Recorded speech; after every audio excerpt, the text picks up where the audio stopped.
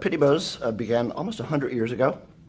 It was principally focused on mail meters, if you will. And that really anchored the business and the strategy up into the 90s. In the 90s, for a host of different reasons, the business became, I would say, equally focused on financial services. So there was, for sure, a aspect of financial services around the core mailing business. So part of the mailing equipment needs to be leased. And then there's also a bank that goes along with our core mailing business, because many customers will actually want to prepay mail. So you need some function, some capability to actually take deposits and then make loans. So if you look at Pitney Bowes up until, I would say, 2000, it was kind of those two pillars. And I would say around the year 2000, and I think it's worth noting, at least I find it interesting, the 1999 Jim Collins book, Good to Great, one of my favorite management books, he talked about 12 companies, and Pitney Bowes was one of those 12 companies. And I'll come back to that in a moment because I think it's interesting. Around 2000, the company realized that with digital technologies, that the traditional mail market was going to come under pressure. So they went on a fairly aggressive acquisition spree. They spent almost $3 billion on 100 acquisitions over the next 8 or 9 years. And they were kind of all over the place. There wasn't really, at least coming into it after the fact, a level of coherency that you could really discern.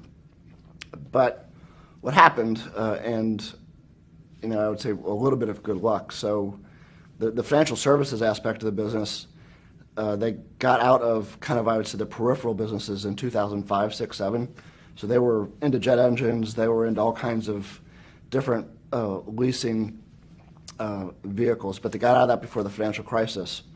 But come 2008, when the economy really hit the skids, Pitney Bowes began to have problems, and it was, it was even more acute because of the acquisitions had really kind of put a lot of pressure on the balance sheet.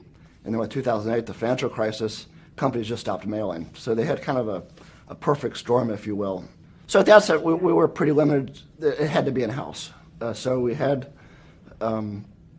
these businesses, and we settled on a handful of markets that we thought were markets that were logical for us to be in, i.e. we had brand permission. We had some type of competitive edge, and they were growth markets. So the markets that we settled on were location intelligence, customer information management, content management. We still kept the digital mailbox, although that was a little bit beleaguered at that point. And then this very small business, which we called global e-commerce at the time, which was a $5 or $10 million business that was really a single relationship with eBay. So those were the growth bets. Those half dozen businesses were the growth bets. So we worked hard to begin to innovate in those spaces. But at the same time, we were also trying to innovate in our core. And the way I've always thought about innovation is in 3 dimensions. There's business model innovation, there's product innovation, and there's process innovation. And we used all 3. So from a process innovation perspective, partially because the company had acquired so much different stuff and was run as a federated group of businesses, we had 37 different general ledgers. We had 5 different CRM systems. We had multiple service systems. We had multiple proprietary leasing systems, which very few people in the company understood. So the first really important point of innovation for us was, what could you do on business process? So the intent was pretty simple, and that was to consolidate all of your business processes. So you had single processes for the entire company that were supported by contemporary technologies. So that was the first aspect of innovation. It was important for all kinds of reasons, some of which we understood at the time, some of which we've understood subsequently. But one of the key reasons it was important was it's provided $150 or $200 million of expense savings that we could begin to redeploy into innovation of products and innovation in innovation of other places. From a business product perspective, we began to innovate hard on those 5 or 6 areas, and I would say we were one of the interesting things about our digital businesses, our software businesses, is we had great customers. So there were $400 million worth of revenue, so it wasn't a huge business, but if you look at the client list underneath it, we had 90% of the Fortune 500. So we didn't, at that point, have a great marketing function. So we went to our key clients and we said, how can we help you innovate? What problems around the products and the domains that we're participating with can we begin to innovate for you? And that really began to kind of anchor the product innovation.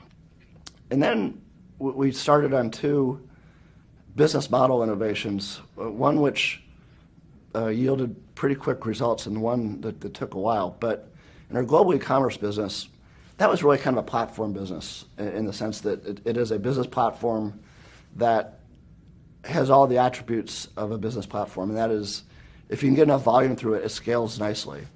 So it happened that I had a good relationship with eBay from my previous career at IBM, and I knew the CEO well. So I went out there and I asked John, so what could we do to really take this to another level? And that began the growth of global e-commerce, which to some extent has been the engine for growth of the company over the last 4 or 5 years. In parallel, we began this kind of crazy development project in our core. So you remember we had 3 pillars of strategy. The first was stabilize our core business. So all of a sudden we called that reinvent our core. So if you think about what the mail meter was, it was a monolithic, single application, analog device that really the mechanical engineering hadn't changed too much in the last 100 years.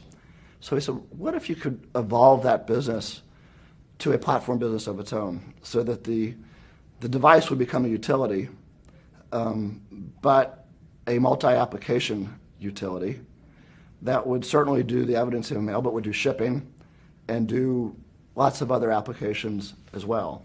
So you begin to create all new sets of possibilities and value propositions for these million clients that you had, that they, along with us, were experiencing this melting iceberg because the value of mail was going down.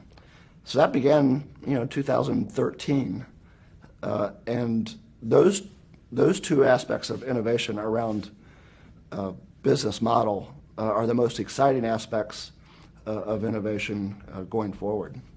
As you think about challenges, you start with the deck is kind of stacked against you.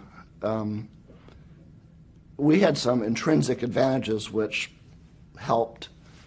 But as you get into it, I think there's a couple of things that I think about a lot. First of all, as you evolve the strategy, you need to evolve the culture. And I think that if you look at the history of transformations, and particularly failed, but also successful transformations, those transformations that are able to evolve the culture to support the strategy are the ones that succeed. And culture is a funny thing because it's, in some ways, not as tangible as other assets on the balance sheet. I mean, it's not like cash or customers or buildings that you can touch. But I would suggest, with the benefit of experience, it's perhaps the most powerful. And my old boss at IBM, Lou Gerstner, had a different definition for culture. And it's not one that you'd find in the textbooks, but it's one that I think it's rung true to me. And his definition for culture was, it's the collective capability of the organization to create value. The collective capability of the organization to create value. And if you think about companies that are trying to transform themselves, that's what it's all about, right? Because you've got this great legacy business, or this legacy business, if not great, but you've got to be able to move forward into the future and to create value. And you need the culture underneath that supports it. So, I think job one of any leadership team is how you evolve the culture to support the strategy. The second thing is These are hard. By definition, they're not straight lines. So when we started, our stock was 10. The stock went to 27 in 18 months. We're now at a little over 14. So we've gone up and down, which that takes a lot out of the team. So you think you're there, and then all of a sudden you're not there, and that requires a degree of resilience and patience. And patience. I'm not by nature a patient person, and I don't know many chief executive officers that are. But for sure, as you're going through something like this, you need to be patient. But resilience is the one that's the most important, because you take so many shots at different point in the transformation, and the first job is you got to brush yourself off, because there's 14,000 of my colleagues that are looking to see how I respond to different moments in time or different sets back. And if I look despondent or if I look unsure, then they'll feel unsure.